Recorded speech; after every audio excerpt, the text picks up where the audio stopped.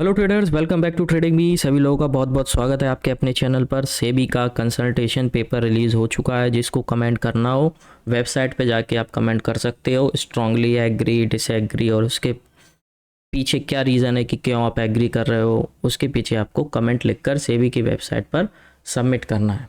ये PDF Telegram में available है। ये पूरी पीडीएफ टेलीग्राम में मेरे अवेलेबल है। अगर आपको चाहिए तो आप टेलीग्राम चैनल ज़रूर ज्वाइन करें। शुरू करते हैं कि सेबी ने क्या क्या चीज़ें इसमें लाई हैं और कब से आप हो सकता है इसको अप्लाई करें। और लगभग ये तय हो चुका है। तो जो एफएनओ के ऊपर 30% टैक्स है उसके ऊपर सेबी ने यहाँ पे अभी बात नहीं की है, क्योंकि किसी भी चीज़ को अगर आप कंट्रोल करना है, कोई भी सेगमेंट के कोई हिस्सा जो परेशानी कर रहा है, तो उसके ऊपर टैक्स लगाने से उस प्रॉब्लम का सॉल्यूशन नहीं होता है। तो हो सकता है सेबी ने इस बार नहीं लगाया हो, लेकिन बजट में तो एसटीटी बढ़ चुका है तो बात वही हो गई, अब सेबी को लगाने की ज़रूरत भी नहीं है। देखो, सेबी ने कुछ चीज़ें दी हैं, जैसे कि मैं इस पीडीएफ को मैं पढ़ चुका हूँ, मैं आपको शॉर्ट में बता दे रहा हूँ इस पीडीएफ में क्या है।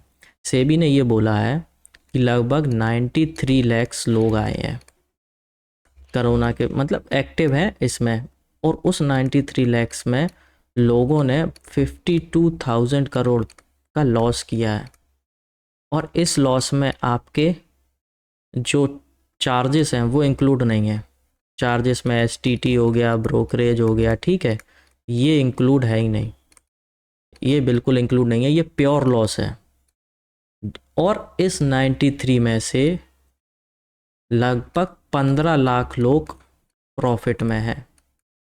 लेकिन जब वो ब्रोकरेज देते हैं, टैक्स देते हैं और चार्जेस देते हैं, तो वो बेचारे 15 लाख लोग लॉस में आ जाते हैं। तो ये सेबी ने खुद बोला है। वहीं पर अगर आपको इस पीडीएफ में एक डाटा दिखाना चाहता हूँ, टेबल दिखाना चाहता हूँ, मतलब आप देखिए एकदम रोंगटे खड़े हो जाएंगे, गूज बम्प जिसको बोलते हैं। और कहीं ना कहीं ये सही भी है भाई। देखो, मैं तो साफ साफ बोल रहा हूँ, यूट्यूबर जो लोग लाइव स्ट्रीम करते हैं वो तो ये गलत बताएंगे ही, लेकिन सेबी देख रहा है ना कि क्या हो रहा है। और ये सेबी भारतीय संस्था है, ये दूसरी संस्थाओं की तरह इसको मत लीजिएगा। ये सेबी है, ये करेगा और अच्छे से करेगा। इंडेक्स ऑप्शन में यूट्यूबर्स ने इतना ज़्यादा लाइव स्ट्रीम कर करके लोगों को बता रखा है, तो जो इंडिविजुअल इन्वेस्टर हैं, आप ये देखो 2% थे 2018 में, वो 41% हो गया है।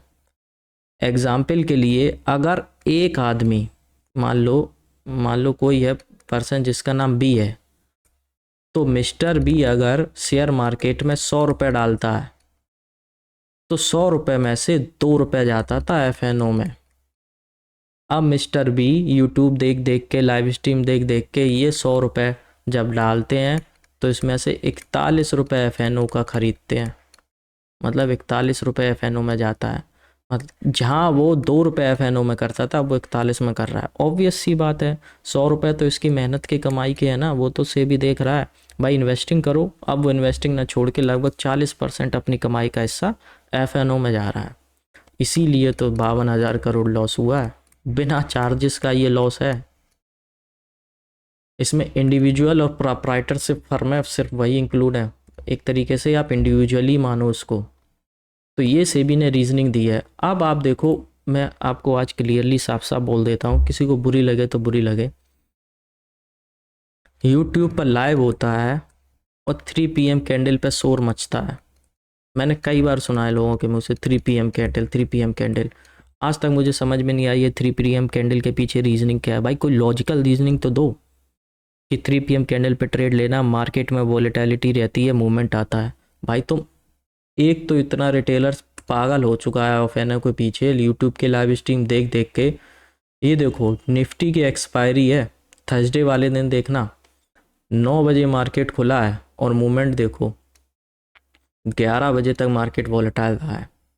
तो ये डाटा मैं इसलिए दिखा रहा हूँ, अगर आप सेफ ट्रेडर हो तो एक्सपायरी वाले दिन 9 से लेके 11 बजे तक आप ट्रेड ही ना करो। और जब मार्केट वॉलेटाइल ना रहे, थोड़ा सा स्टेबल हो जाए, तब आप ट्रेड करो। इसको ऐसे भी आप देख सकते हो। वहीं अगर आप सट्टेबाज हो, सीधे सीधे मुंह पे बोल रहा हूँ, जुआ खेलना है, लॉटरी की तरह खेलना है, तो मार्केट ओपन होते ही आप 9 बजे ले लो। देखो 0.5 1%, मतलब आधा परसेंटेज का मूवमेंट आ जाता है ओपन होते ही। सबसे ज़्यादा देखो मंडे को 0.3, मतलब ओपन होते ही आप आदमी ट्रेड में घुसने लगता है, पता नहीं क्या होता है, मार्केट में वोलेटिलिटी रहती है। 3 PM कैंडल की बात करें, ये देखो 3 बज रहा है, मूवमेंट देखो 28, 25, 28, एक्सपायरी वाले दिन 33.33%। और एक्सपायरी वाले दिन मूवमेंट आना कहाँ से शुरू हो जाता है, 2:30 बजे से लेके 0.32 सबसे ज़्यादा। तो एक्सपायरी वाले दिन 2:30 बजे के बाद से लेके 3:30 तक आप ट्रेड ना करो, इसमें भी मार्केट वॉलेटाइल रहता है। तो ये चीज़ें आप इसको ऐसे भी डाटा को ले सकते हो। और ये फालतू का जो 3 PM कैंडल चल रही है, मेरे समझ से बाहर है, उसके पीछे क्या लॉजिक है। बस सेबी के डाटा से मुझे ये समझ में आ गया कि लोग कितने एक्टिव रहते हैं एक्सपायरी वाले दिन। फालतू का मतलब जिसको एक तरीके से जुआ बोलते हो, भाई क्या ज़रूरी है, मार्केट 24,200 चल रहा है, ठीक है, और 24,500 की कॉल खरीद रहे हैं लोग, कितने बजे, 3 बजे। अब आधे घंटे में 300 पॉइंट का निफ्टी में कब मूवमेंट आ जाएगा, समझ रहे हो, वो सारी चीज़ें हैं। अभी मैं एग्जाम्पल के तौर पर दिखाऊंगा, देखो कैसे सेबी ने बता रखा है, एक एक डाटा देखे। ये निफ्टी की बात हो गई। आते हैं अभी बैंक निफ्टी लवर्स। देखो बैंक निफ्टी लवर्स, इसको तो ख़त्म ही कर दिया ने। मार्केट ओपन होता है, वेडनेसडे की एक्सपायरी है, मूवमेंट देखो 0.7%, 0.77, लगभग 1% का मूवमेंट मिल जाता है मार्केट ओपन होते ही। और कब तक वॉलेटाइल रहता है, 11 बजे तक, 9 से 11 ये भी वॉलेटाइल रहता है। 3 बजे का जो सीन है देखो, 3 PM कैंडल 0.4340 जो भी मान लो, इतना मूवमेंट आ जाता है। 3 PM candle, 3 PM candle live stream हज़ारों लोग देख रहे हो अलग अलग यूट्यूब चैनल पर। ये सब क्या है भाई, अगर ट्रेडिंग में पैसा कमाना है तो एनालिसिस के साथ कमाओ और रिस्क मैनेजमेंट के साथ कमाओ। अगर आप 50% भी ट्रेड के साथ रहते हो और अगर आपका रिस्क मैनेजमेंट सही है तो आप प्रॉफिटेबल हो जाओगे, कोई दिक्कत नहीं हो। मैंने चैनल तभी खोला है जब मैं प्रॉफिटेबल हूँ, वरना मैं खोलता नहीं चैनल। फ़ायदा क्या है, मैं खुद लॉस में वो चैनल खोल के बैठा हूँ, ठीक है। FNO को तो मैं बिल्कुल ही सपोर्ट नहीं करता, ये बात भी सही है। खास तौर से जब से ये डेली की एक्सपायरी आ गई है, वो बिल्कुल मेरे समझ से बाहर है।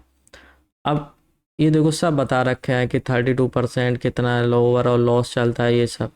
अब सेबी ने जो चीज़ें बोली हैं वो ये है, देखो अभी होता क्या है, अगर निफ्टी है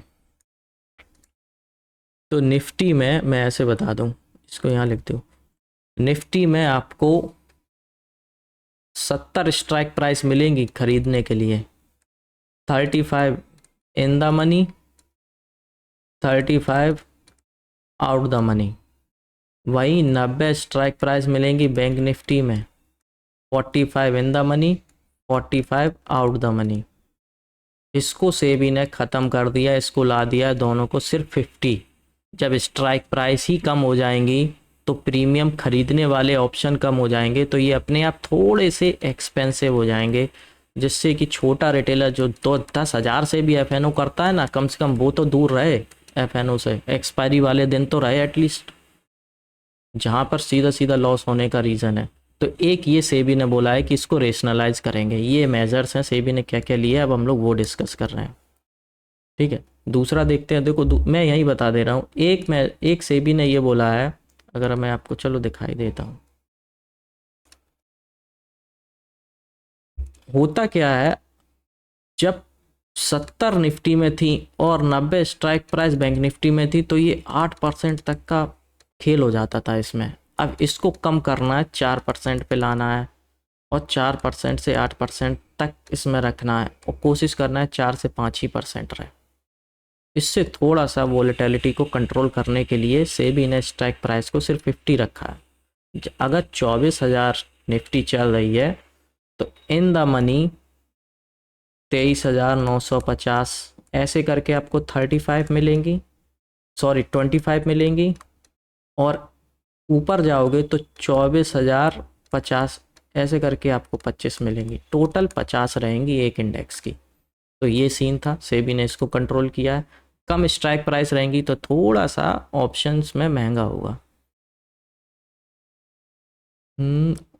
बाकी की ये पूरी पीडीएफ आपको मिल जाएगी। अब सेबी ने ये बोला है, अभी तक देखो क्या होता था ऑप्शन बाइंग में, अगर आपके पास 10,000 है तो 10,000 से आप लॉट खरीद सकते थे, और बाद में जब ईमेल पर कॉन्ट्रैक्ट नोट आता था तब आप देखते थे कि कितना मार्जिन है, कितना टैक्स है, कितने चार्जेस हैं, वो सब दिखता था। और अगर आपको लॉस हुआ है तो ये हो सकता था -188 रुपये एग्जाम्पल के तौर पर हो जाए, -90 रुपये हो जाए, क्योंकि ये माइनस में चला जाता है ऑप्शन बाइंग में, क्योंकि चार्जेस वगैरह कट के लॉस में आपका वो जा चुका है, तो ये माइनस में चला जाता था। अब ऐसा नहीं होगा। अब 10,000 में से सीधा सबसे पहले जो भी चार्जेस होंगे, जैसे ही आप लॉट को सेलेक्ट करोगे उसके अकॉर्डिंग आपके चार्जेस कट जाएंगे। तो 10,000 से कट के सपोज करो चार्जेस मार्जिन वगैरह जो भी है, मान लो 80 रुपये है, तो एक लॉट का 2 लॉट का जो भी है तो हो सकता तो ये 80 रुपये पहले कट जाएगा। तो अब नेगेटिव वाला सीन ये नहीं रहेगा, सेबी ने ये बोला है। दूसरा ये देखो, रिमूवल ऑफ कैलेंडर स्प्रेड। अभी तक क्या होता था, लोग क्या करते थे, मान लो निफ्टी है, 24,000 निफ्टी चल रही है, ऑप्शन सेलिंग करनी है, तो लोग क्या करते थे, एक काम करते हैं 24,500 की कॉल ले लो, वो तो सस्ती रहेगी बहुत, 2 रुपये से लेके 8 रुपये तक की रहती है। और वहीं पर लोग क्या करते हैं, उनको पता है कि 24,200 से निफ्टी ऊपर नहीं जाएगी, तो 200 से निफ्टी इसको कॉल को सेल कर दिया, ठीक है, और वहीं पर एक 24,100 की कॉल बाई कर ली। तो ये जो कैलेंडर स्प्रेड है मार्जिन कम करने के लिए, ये एक्सपायरी वाले दिन आपको नहीं मिलेगा, ठीक है, एक्सपायरी वाले दिन आपको नहीं मिलेगा। यूट्यूब पर मैं साफ साफ बोल देता हूँ, यूट्यूब पर काफ़ी वीडियोज़ हैं कि मतलब ऑप्शन सेलिंग कैसे करें कम पैसे में,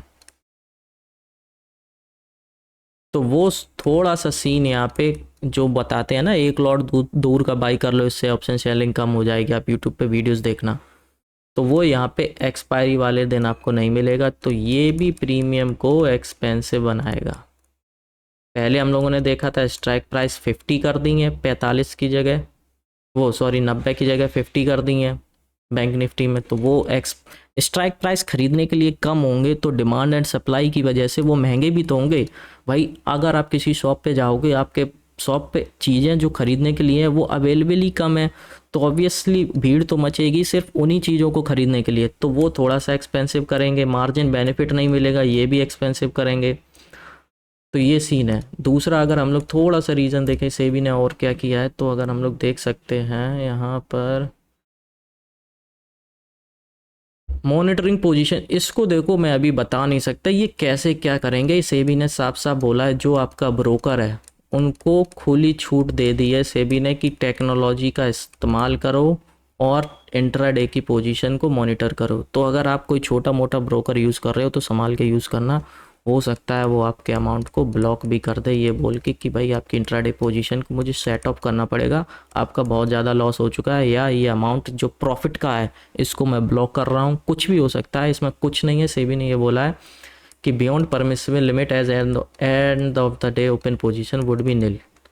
तो कुछ इस तरीके की पोजीशंस जो बन जाती हैं वो नील भी हो जाती हैं, लोगों का पैसा पूरा ज़ीरो हो जाता है इंट्राडे में। तो टेक्नोलॉजी का इस्तेमाल करिए आप।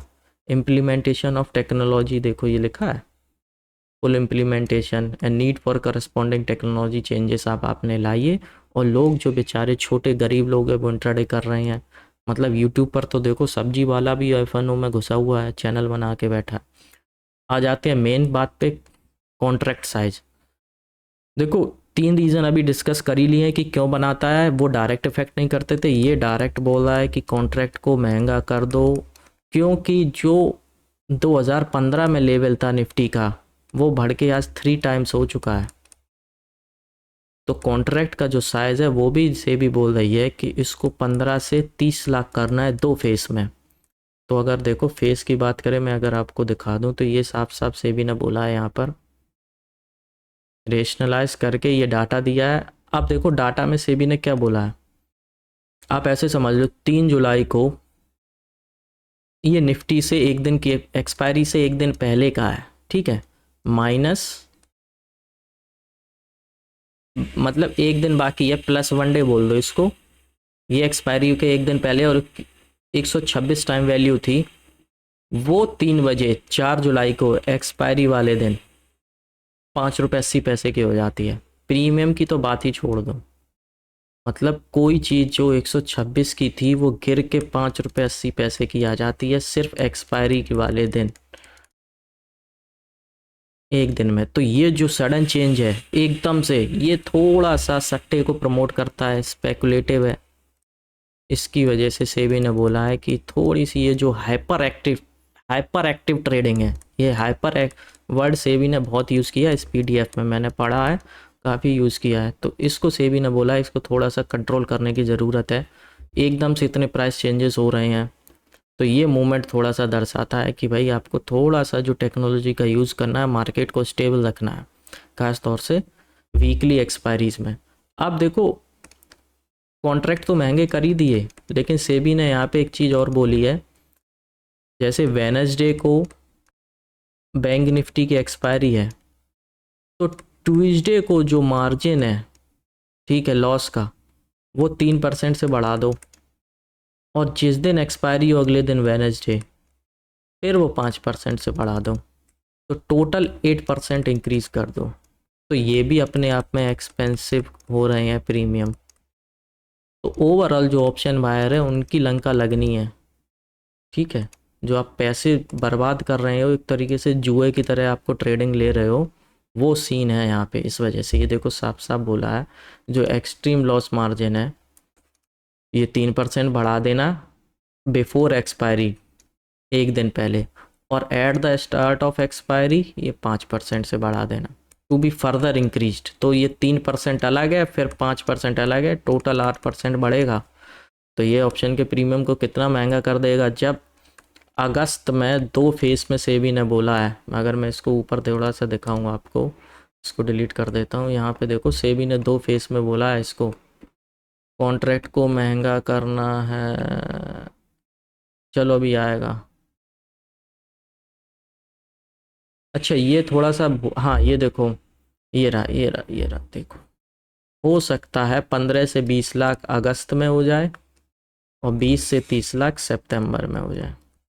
तो सितंबर तक आप देख लो कितना क्या एक्सपेंसिव होता है, वो रियलिटी में प्रैक्टिकली प्रीमियम आपको देखने से लगेगा कि कितना महंगा है। जब अभी देख लो, जब इन द मनी कोई न्यूज़ आती है तो कितने महंगे महंगे प्रीमियम हो जाते हैं। जब बीजेपी का एग्जिट पोल आने वाला था, प्रीमियम देखे थे बैंक निफ्टी के कितने महंगे महंगे हुए थे, मतलब कि कुछ नहीं तो 2-2 हज़ार पॉइंट आगे के प्रीमियम चल रहे थे, 500 रुपये के। तो ये सारी सीन को, इसको सबको सेबी को कंट्रोल करना है। वो सब जब अभी हो रहा है तो ये सब कितने महंगे होंगे आप सोच के देख लो। अभी क्या है कि ज़ीरो DT है, ज़ीरो डे टू एक्सपायरी, हर दिन कोई एक एक्सपायरी होती है। ये मैं बताना भूल गया था, इसमें हो सकता है हम लोग बैंक निफ्टी को बाय बाय बोल दें, क्योंकि सेबी ने बोला है कि एक NSE है, एक BSE है। तो एक बार आप अपने एक्सपायरी का लेके आओ और एक बार BSE लेके आए। तो इसका मतलब ये हुआ कि अगर NSE में देखो, ये बोला है, ये रहा, single benchmark index of an exchange. तो इंडेक्स का बेंचमार्क क्या है, NSE का बेंचमार्क है निफ्टी 50, और BSE का बेंचमार्क क्या है, सेंसेक्स। तो हो सकता है आगे चल के हम लोगों को सिर्फ यही 2 एक्सपायरी देखने को मिले, और बैंक निफ्टी को हम लोग बाय बाय बोलते हैं, ठीक है। ये आप देख, हो सकता है ये हम लोग बैंक निफ्टी की एक्सपायरी अब आगे ना देखें। तो ये भी थोड़ा सा जो बैंक निफ्टी, अच्छा बैंक निफ्टी सेबी ने क्यों चूज़ किया, अगर ऐसा होता है तो मेरा रीज़न है यूट्यूब, और यूट्यूब पर होने वाली लाइव स्ट्रीम, इसको सेबी डायरेक्टली यूट्यूब से तो बोल के बोलेगा नहीं ये सब बंद करो, गलत है। तो कहीं ना कहीं जो बेचारे रिटेलर्स है, लाइव स्ट्रीम पर 3 बजे की कैंडल का जो सीन है, वो मेरे समझ से बाहर है। वो है, अब मैंने एक चीज़ और हाँ, ये देखो 3 PM ₹5.80 26, ये तो इसको अगर आप ऊपर PDF पे मैं आपको लेके चलूँ, 3 PM कैंडल की मुझे याद नहीं इस वीडियो में मैंने बात की कि नहीं की, लेकिन मैं एक बार फिर से आपको दिखाना चाहता हूँ। 3 PM वाली, क्योंकि वो थोड़ा सा डाटा मेरे लिए बहुत ज़्यादा अच्छा मुझे लगा, क्योंकि इसको हम लोग यूटिलाइज़ कर सकते हैं। ये 3 PM वाला सीन मुझे नहीं समझ में आता है। आप देखो वेडनेसडे की एक्सपायरी है, 9 बजे से लेके 11 बजे तक वेडनेसडे को ये वोलेटिलिटी रहती है, और 3 बजे की कैंडल ये रही, तो ये देखो यहाँ पे भी वोलेटिलिटी आई, मतलब 0.43% मूवमेंट हो जाता है। ये बहुत बड़ी बात है बैंक निफ्टी में एक्सपायरी वाले दिन। ठीक वैसे ही जो यूट्यूब पर लोग बोलते रहते हैं 3 PM कैंडल 3 PM कैंडल, मेरे समझ में नहीं आता उसके पीछे की लॉजिकल रीजनिंग क्या है, मुझे नहीं पता। थर्सडे को एक्सपायरी होती है, ये देखो 3 बजे की कैंडल, मतलब 2:30 बजे से लेके, अगर मैं आपसे साफ साफ कहूँ तो सुबह एक्सपायरी वाले दिन 9 से 11 आप ट्रेडिंग मत करो, और 2:30 से 3:30 ट्रेडिंग मत करो। मार्केट यहाँ पे वोलेटाइल रहता है, ये सेबी के डाटा से हम लोगों को पता चल गया। यहाँ पे सेबी ने खुद दिया एक्सपायरी वाले दिन थर्सडे, ये रहा वेडनेसडे। तो अगर आप सेफ ट्रेडर हो, आप एनालिसिस के साथ अच्छे से ट्रेड लेते हो, तो ये आपके लिए है। मिलते हैं आपसे अगली वीडियो में। ये सारे एनालिसिस थे, हो सकता है हम लोगों को बैंक निफ्टी को बाय बाय बोलना पड़े। अब देखते हैं आगे क्या होता है। अगली वीडियो में किसी नई वीडियो के साथ, नई जानकारी के साथ आपसे मिलेंगे। टेलीग्राम और व्हाट्सएप को ज़रूर ज्वाइन करिए, चैनल को एक बार ज़रूर सब्सक्राइब कीजिए।